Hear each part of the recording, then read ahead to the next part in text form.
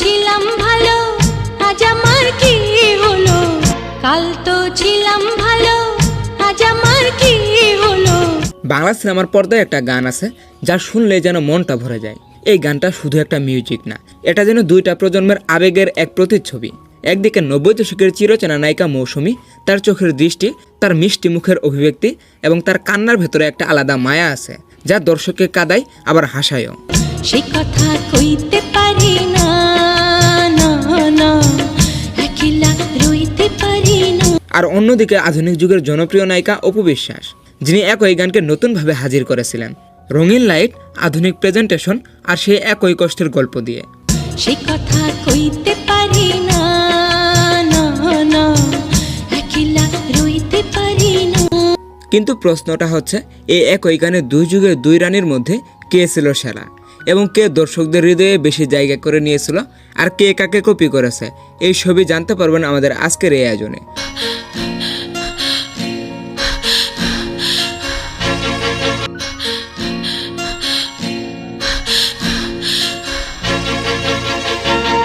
তো জানতে হলে পুরো ভিডিওটি শেষ পর্যন্ত দেখুন। আর গাইস, দীর্ঘদিন আমি অসুস্থতার জন্য ভিডিও দিতে পারিনি, এখন থেকে ইনশাআল্লাহ নিয়মিত ভিডিও আসবে। তো চলুন ভিডিওটি শুরু করা যাক। প্রথমে মৌসুমীর কথায় আসা যাক। মৌসুমীর অভিনয়ে এক ধরনের সাইলেন্ট ইমোশন আছে। তিনি যখন কষ্টের গান করেন তখন তার চোখে অদ্ভুত এক শান্ত কষ্ট দেখা যায়। তিনি কখনো জোরে কাঁদেন না, কিন্তু তার মুখের নিঃশব্দ দুঃখ দর্শককে ভিতর থেকে কাঁদিয়ে দেয়।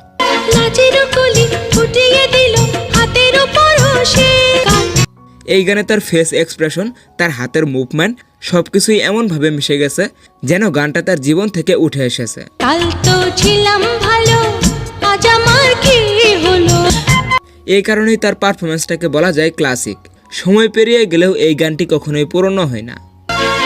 কে যেন ডাকে, আমারে ডাকে, লুকিয়ে আড়ালে, জড়াবো তারে বুকের আঁচলে। এবার অপু বিশ্বাসের দিকে আসা যাক। অপু এই গানটিকে উপস্থাপনা করেছিল একদমই নতুনভাবে। তার কষ্টটা একটু বেশি নাটকীয় ও বেশি এক্সপ্রেসিভ। কাল তো ছিলাম ভালো, আজ আমার কি হলো? তার মুখের কান্না, চোখের জল, হাতের আবেগ সব মিলিয়ে তিনি দিয়েছে এই গানে মডার্ন একটা ইমোশনাল টাচ। কে যেন ডাকে, আমারে ডাকে, লুকিয়ে আড়ালে। তার অভিনয়ে স্পষ্টভাবে বোঝা যায় তিনি চেষ্টা করেছেন দর্শকদের হৃদয়ে সরাসরি আঘাত করতে। অপুর ভাষণটি একটু বেশি ভিজুয়াল, একটু বেশি সাজানো, কিন্তু তবুও দর্শকরা তার কষ্টটিকে হালকাভাবে অনুভব করেছে।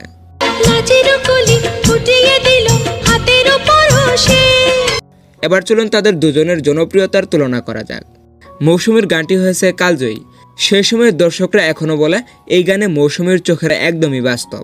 তো ছিলাম ভালো, আজ আমার কি হলো? সে কথা কইতে পারি না।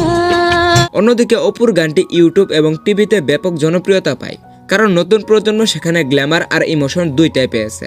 কাল তো ছিলাম ভালো, আজ আমার কি হলো? সে কথা কইতে পারি না।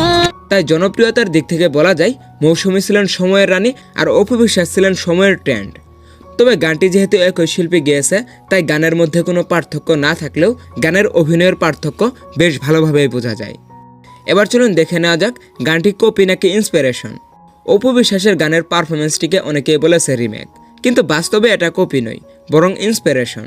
কারণ মৌসুমীর অভিনয় থেকে তিনি অনুপ্রেরণা নিয়েছে, কিন্তু নিজের মতো করে উপস্থাপনা করেছে।